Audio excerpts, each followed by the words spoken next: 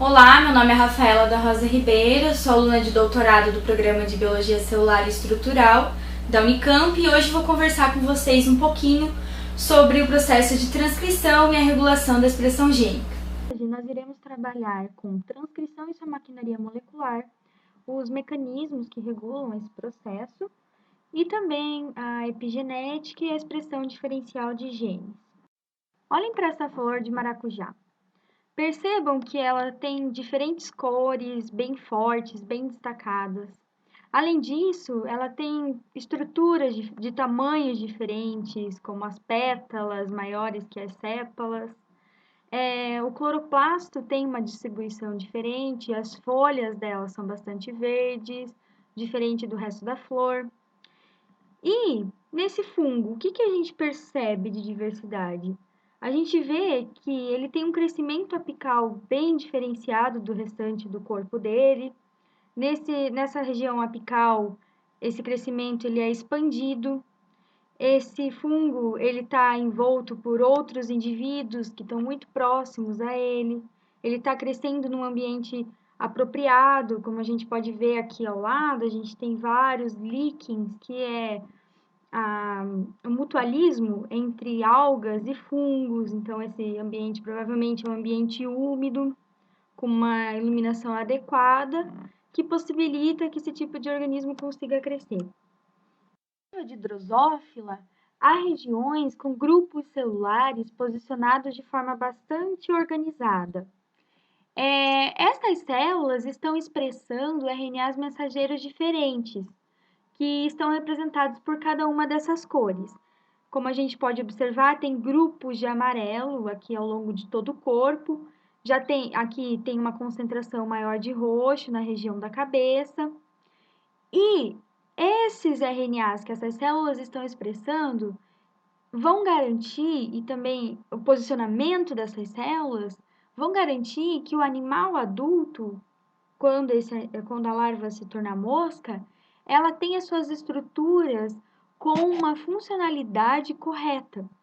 Por isso, a regulação desses posicionamentos e da expressão de elementos que vão compor o animal adulto tem que estar bastante regulada. Assim como no zebrafish, durante o desenvolvimento desse animal, há deposição de células nessa região lateral, as quais vão dar origem à linha lateral do animal adulto, o que é bastante importante para o peixe. Cada espécie e cada célula de um indivíduo vão possuir o mesmo genoma. Então, a interpretação das informações que esse genoma possui, a organização dessas informações, vai nos permitir que os eventos que a gente viu anteriormente aconteçam. Há anos, o dogma central da biologia molecular definiu que a passagem de informações contidas no DNA se dá pelo processo de transcrição de um RNA mensageiro, o qual posteriormente será traduzido em uma proteína. Considerando esse dogma central, na aula de hoje a gente vai trabalhar com o processo de transcrição, que é a leitura das informações contidas no DNA sendo transcritas em RNA mensageiro. O processo de transcrição é realizado por uma enzima chamada RNA polimerase. Existem 3 tipos dessa enzima: a RNA polimerase 1, que transcreve o RNA ribossomal, a RNA polimerase 2, que transcreve o RNA mensageiro, e a RNA polimerase 3, que transcreve o RNA transportador. Outros tipos de RNA também são transcritos por essas enzimas. Porém, na nossa aula, nós iremos enfatizar a RNA polimerase 2 no processo de transcrição do RNA mensageiro. A RNA polimerase é uma enzima constituída por um complexo proteico de 10 a 12 subunidades. Cada uma dessas subunidades vão ter funções variadas. Porém, as partes principais dessas funções constituem abrir a fita de DNA numa região específica e sintetizar um RNA mensageiro primário, que também é chamado de transcrito primário. Esse transcrito primário vai sofrer algumas modificações. Ele vai receber um cap 5', posteriormente ele sofre um processo de splicing, por fim, ele recebe a cauda poli-A E só assim a gente tem um RNA mensageiro maduro que vai sair do núcleo e poderá ser traduzido em proteína. Apesar de haver as 3 modificações, aqui no nosso curso nós iremos trabalhar com a modificação de splicing. Eu vou mostrar um videozinho para vocês que consegue mostrar em tempo real como que esse processo acontece. Quando o DNA está sendo transcrito em RNA, esse RNA possui algumas regiões chamadas de intron, que está em verde. Precisa haver a remoção dessas partes, pois elas não são codificantes de proteína. Para que essas regiões sejam removidas, existe o processo de splicing. No splicing, proteínas se associam a essa parte do RNA, fazendo com que haja a quebra de uma das extremidades do intron e esse se associa a outra parte, formando um laço. Assim, os exons podem ser conectados nas suas extremidades 5' e 3' e o laço, junto com o spliceomo, sai dessa fita de RNA, retirando toda essa região de intron. Esse processo de splicing, ele vai acontecer em toda a fita de RNA mensageiro. Precisa que haja a remoção de vários introns que ela possui. E nesse processo também, pode ser que alguns exons saiam também, formando proteínas diferentes, dependendo da forma que o splicing é feito. Então, os spliceosomos, que são essas proteínas que se associam à região onde o intron deverá ser removido, eles fazem a remoção de todas essas partes, formando um RNA mensageiro maduro.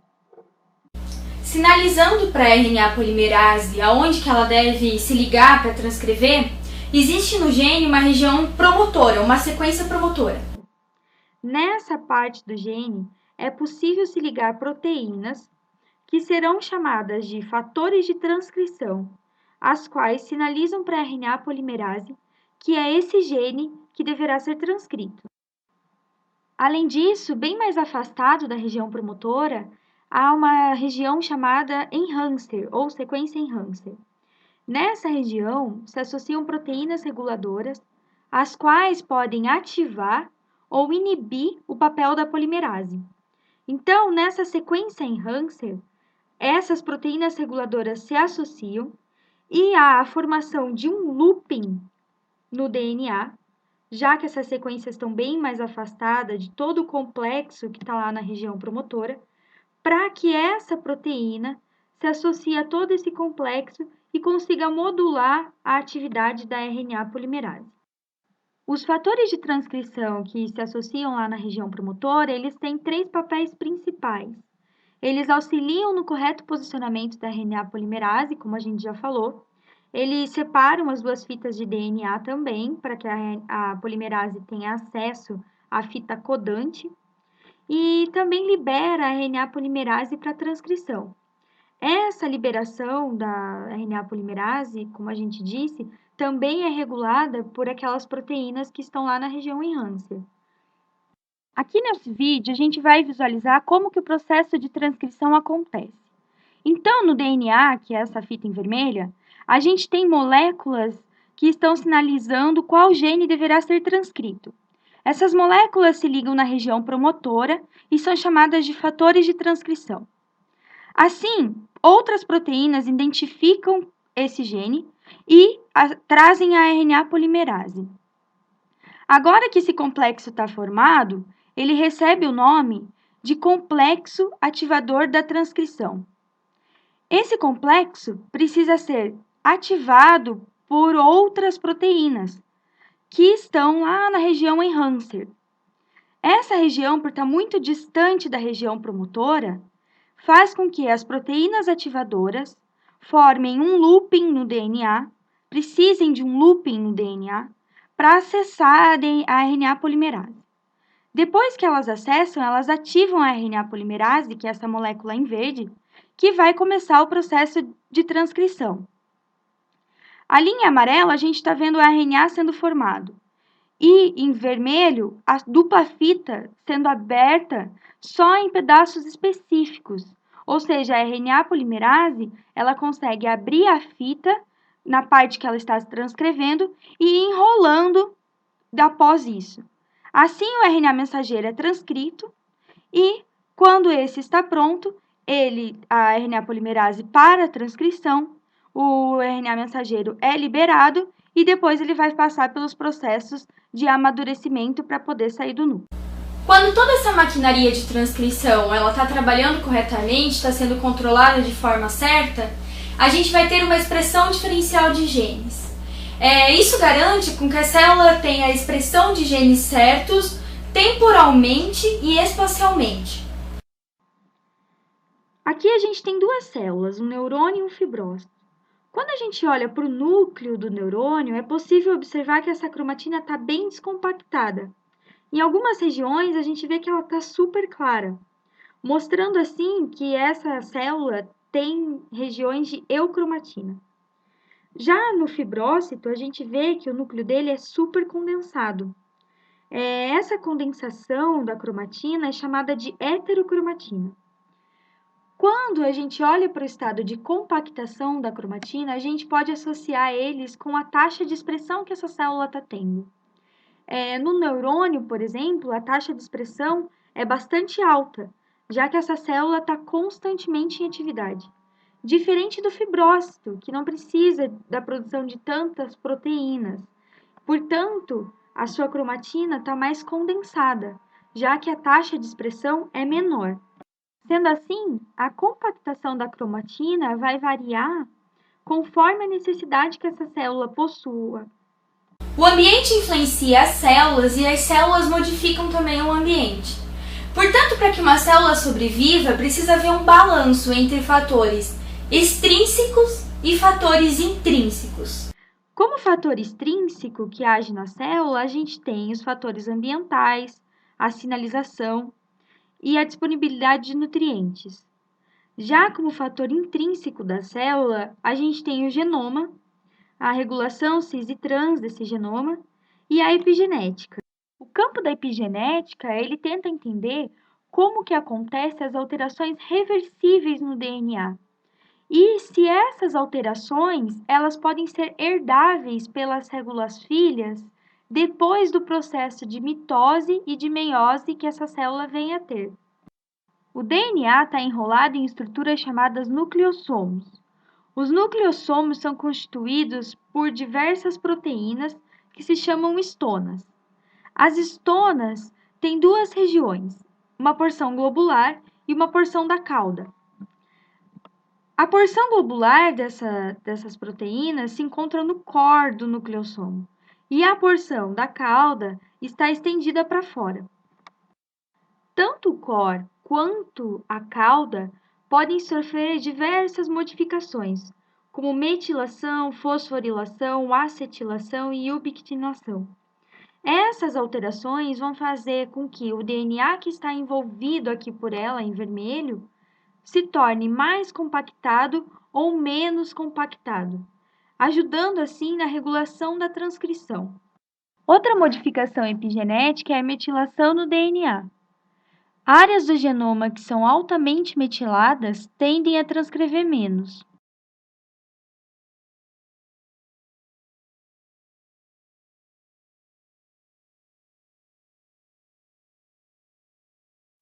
Aqui nós temos um artigo que tem como título o controle epigenético do locus de DNA ribossomal em resposta ao estado de energia intracelular. Nesse artigo, foi feito um experimento para tentar entender como que esse complexo de 3 proteínas responde aos status energéticos da célula, produzindo RNA ribossomal ou não. Esse complexo de 3 proteínas, ele consegue metilar estonas. Quando a célula tem alta quantidade de energia, existe pouco desse complexo nas estonas. Essas estonas estão mais acetiladas, ou seja, esse DNA ribossomal ele vai estar mais descompactado, o que recebe o nome de eucromatina. Já em baixa quantidade de glicose, nós vemos que tem maior acúmulo desse complexo proteico nas estonas. Sendo assim, a troca da acetilação pela metilação o que vai fazer com que esse DNA ribossomal se torne mais compactado e receba o nome de heterocromatina. Portanto, com bastante energia nessa célula, vai haver uma alta taxa da transcrição do RNA ribossomal. Esse RNA ribossomal ele vai constituir os ribossomos, o qual participa do processo de tradução. Então, essa célula vai estar constantemente em síntese de proteínas.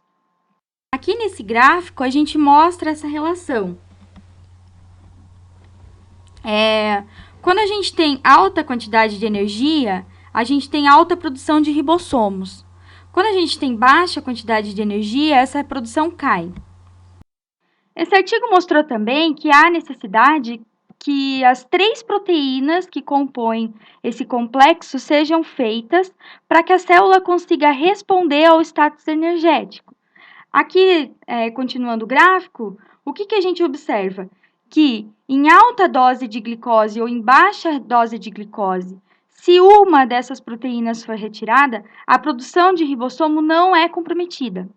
Essa célula, então, ela vai continuar tentando fazer a síntese de proteínas, mesmo sem a glicose. E isso é energeticamente desfavorável, o que faz com que a célula acabe morrendo. Nesse vídeo, então, a gente mostrou alguns conceitos básicos do processo de transcrição e da regulação desse processo. E com isso, espero ter colaborado para a organização dos estudos de vocês. Muito obrigada pela atenção.